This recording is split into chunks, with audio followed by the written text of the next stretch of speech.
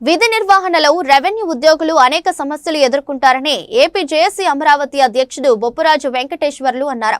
ఉన్నతాధికారుల ఆదేశాలు తాము తప్పక పాటించాల్సి ఉంటుందని చెప్పారు. రెగ్యులర్ పీసీ యాక్ట్ వంటివి ఉద్యోగులపై మోపడం సరికాదన్నారు. Andhra Pradesh revenue service association Vijayawada రాష్ట్ర కార్యవర్గ సమావేశం విజయవాడ గవర్నర్ పేటలోని రెవెన్యూ భవన్ లో జరిగింది. 2 రోజుల పాటు జరగనున్న ఈ సమావేశంలో ఉద్యోగుల సమస్యలపై చర్చించి భవిష్యత్తులో చేపట్టాల్సిన కార్యక్రమాలపై నిర్ణయాలు తీసుకుంటారు. తొలి రోజు సమావేశంను కార్యక్రమానికి ముఖ్య అతిథిగా హాజరైన బొప్పరాజు ప్రారంభించారు.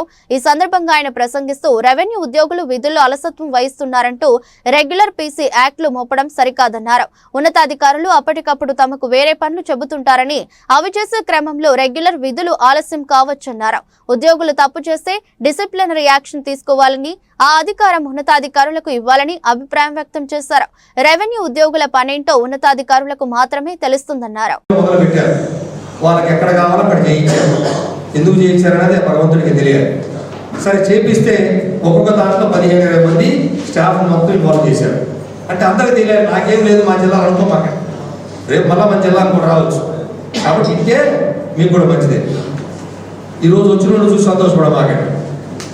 ఈ సర్ప్రైజ్ చెక్స్ ఏదైతే కార్యాలయాలు చేశారో ఈ 20 మందిని కంబైన్డ్గా డిసిప్లినరీ యాక్షన్కి పంపించేశారు.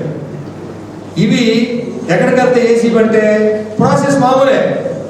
ఎట్లాంటి మామూలు ట్రాప్ కేసుకి డిఏ కేసులకి ఎట్లా జరుగుతుందో అదే ప్రాసెస్. సెక్రటరీకి వెళ్ళటం, వాళ్ళు విజిలెన్స్ పంపటం, విజిలెన్స్ మళ్ళీ సెక్రటరీ రావటం, మళ్ళా వాయిదాలు. ఎక్సెప్ట్ అరెస్ట్ అనేది తప్ప, క్రిమినల్ కేసు తప్ప మిగతా ప్రాసెస్ అంతా ఎలా విధానం. దానికి మేము అడ్డు తగిలాము. దీన్ని మేము ఒప్పుకోము. సర్ప్రైజ్ చెక్స్ చేసే అధికారం మా అధికారులకు ఉండాలి. సరే మీరు చేస్తున్న తప్పు లేదు, మేము దాన్ని అడగం. కానీ మా విధి నిర్వహణలో మేము ఏమేమి పని చేయాలో మా ఉన్నతాధికారులు మాకు నిర్దేశిస్తుంటారు. మేము చేస్తున్న పని మమ్మల్ని చేయనీయరు. అది ఆపేసి ఇంకొక పని పొమ్మని, అర్జెంటుగా పొమ్మని మా కలెక్టరు, మా జేసీ, మా డిఆర్, మా ఆర్డీఓను ఎవరో ఒకళ్ళు మమ్మల్ని డైవర్ట్ చేస్తారు. చేసినప్పుడు అక్కడ పాస్బుక్లు పంచుకుంటా కూర్చుంటారంటే ఒప్పుకోడు. అక్కడ చచ్చిపోయేలా శవం ఉంది, ఆ శవం దగ్గరికి వెళ్ళమంటే నేను శవం దగ్గరికి వెళ్ళాలి. లేదు అర్జెంటుగా కట్ట తెగింది, వెళ్ళి ఆ చెరువు కట్ట పూడ్చిరమ్మంటే అక్కడికి వెళ్ళాలి. లేదు యాక్సిడెంట్ అయింది, బస్సు అక్కడ బోల్తా పడింది, 3 రోజులు అక్కడే కూర్చొని బస్సు అంతా క్లియర్ చేయమంటే క్లియర్ చేయాలి. నాకు ఈ పనిలో నేనున్నప్పుడు నన్ను మీరు రెగ్యులర్ పీసీ యాక్ట్ కింద పెట్టేటువంటి ప్రాసెస్ని దీనికి చేస్తే ఒప్పుకోము. తప్పులుంటే డిసిప్లినరీ కేసు తీసుకుని వచ్చి డిపార్ట్మెంట్కి పంపించండి. డిపార్ట్మెంట్ యాక్షన్కి మేము ఓకే. మేము తీసేయమంటలేదు.